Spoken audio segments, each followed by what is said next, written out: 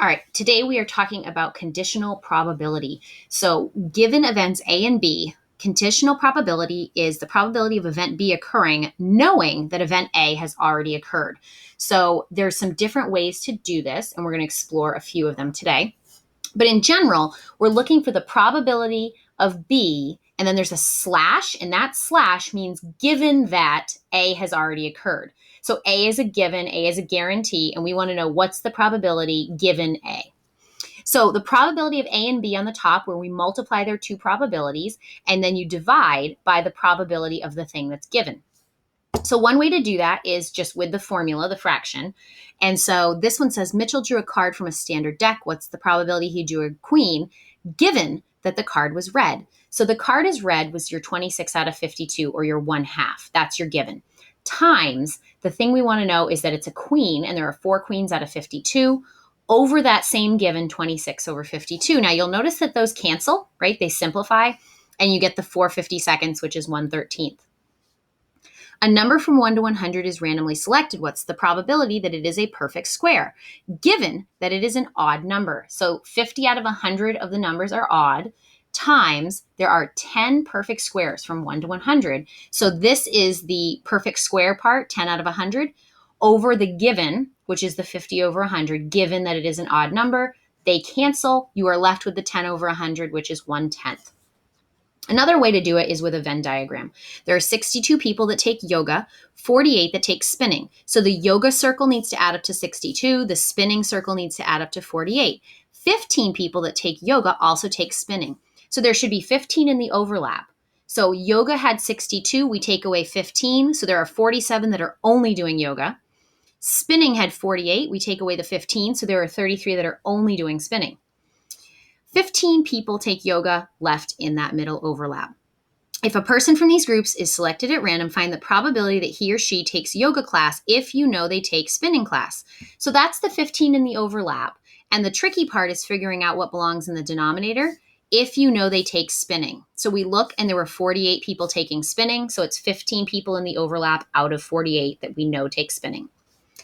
Of the 30 students in Mrs. Smith's math class, 13 are athletes and 9 are in band. So you'll notice the athlete circle has to have 13, the band circle has to have 9.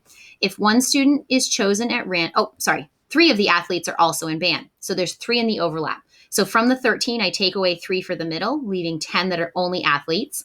From the 9 in band, I take away 3 for the middle, leaving only 6 in band. If one student is chosen at random, find the probability that this student is in band if it is known that they are not an athlete. So there are 6 that are band only. That's your numerator.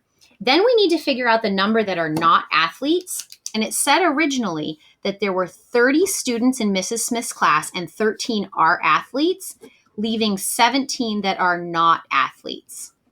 And that's why your denominator is 17. The 17 is the given, 17 that are not athletes. All right, so then we have two-way tables, which should look familiar, and we're going to just sort of review in some cases, and for some people take a second round at two-way tables to sort of solidify a few things, and also add a little vocabulary. A table that records data that pertains to 2 different categories. Example, the table shows the results of a poll of 50 randomly selected students who were asked whether they prefer to watch hockey or football. So we asked the boys, 18 said football, 10 said hockey, and that means there must be 28 boys. We asked the girls, 6 said football and 16 said hockey. That must mean we must have 22 girls, altogether 50 students. So how many prefer football if it is known that they are a girl? So we're only looking at the girl column, and 6 said football out of the 22 girls. So that's where those numbers are coming from. Second one, what if they are, what is the probability that they are a boy if it is known that they like hockey? So this time we need to cross off the 18 and the 16, sorry, it's hard to cross just that part off.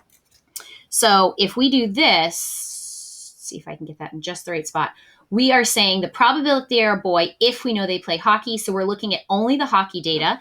We have 10 boys out of the 26 given that we know that they like hockey. So the given is hockey, which is why we're only looking at the hockey row, and 10 are boys given that they are in the hockey row. All right. Find each probability using the table. The table shows the results of a poll of 150 randomly selected middle school students who were asked if they take French or Spanish. So what's the probability that we get a seventh grader who takes French? Seventh grader who takes French, there are 25 of them out of 150. Notice this didn't have the slash, so we're just looking at that out of the total.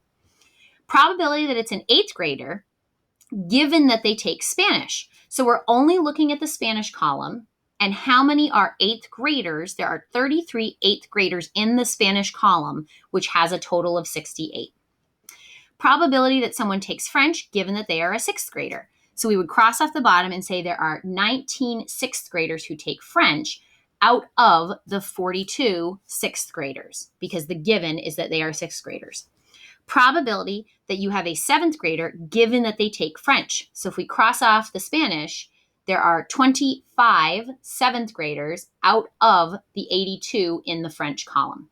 So this whole given part tells you what part of the table to look at and what part of the table you can exclude. That also helps you decide what your denominator is going to be, whether you're totaling a row or a column. The table shows the results of a poll of randomly selected juniors and seniors who were asked if they attended prom. Probability a junior that did not attend prom. Notice that there's no slash. Junior did not attend prom. Junior, no, 56 out of all 200. How do I know there's 200? Add up all four of the numbers. You were not given the 200. Probability they did not attend prom, given that they were a senior. So we would want to look at the seniors only. There were 19 seniors who did not attend prom out of the 116 seniors. So you're totaling the seniors column. Probability that they were a junior, given that they attended prom. So if we said yes to prom, 28 juniors out of the 125 in the yes row. So 28 juniors out of the yes row, 125. All right, so a little bit of vocabulary here. We've got joint relative frequencies and we've got marginal relative frequencies, and I've color-coded them to make it a little easier. Joint relative frequencies are the value in each category divided by the total number. So what we are looking at are first class passengers and coach class passengers on a plane. Did they bring 2 bags, 1 bag, or 0 bags on the plane with them? Now, first of all, they didn't tell us that there's 160, but we could add up the 6 numbers in the table to know that there are 160 total people who were surveyed. For the joint relative frequencies, we would do 16 out of 160. That's where this 0.1 is coming from. 52 out of 160. That's where the 0.325 is coming from. Each square or rectangle, that number divided by the total 160 gives us the numbers in these little inner rectangles.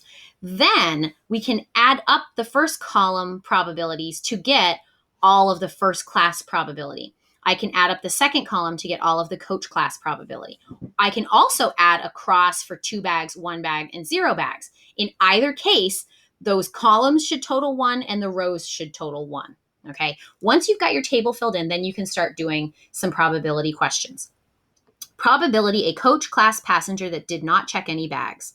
So coach class did not check any bags. There's my number right there, 0.1125 or 11.25%. So when I used to fly to Chicago to visit my friend Chris, I used to travel coach and I would not check any bags. And so I would have been in that 11.25. Probability a first class passenger that checked at least 1 bag. So first class, and that would be the 1 bag and the 2 bag people. So I would just add their probabilities together, 0.1 and 0.075. They make up 0.175 or 17.5%. Probability that they are coach class and they checked 1, given that they checked 1 bag. So I would only be looking at the checked 1 bag row and coach class. So the 0.375 is coach class, given that they are in the 1 bag row. So 0.375 out of the total for that row, 0.45. Checked 2 bags, given that they are first class. So I'm only looking at the first class column. Checked 2 bags would be 0.1. Out of the 0.1875, they would be 0.53 repeating or 53.33 repeating percent. Once you know where you're limiting your information to, it's a lot easier to find that information.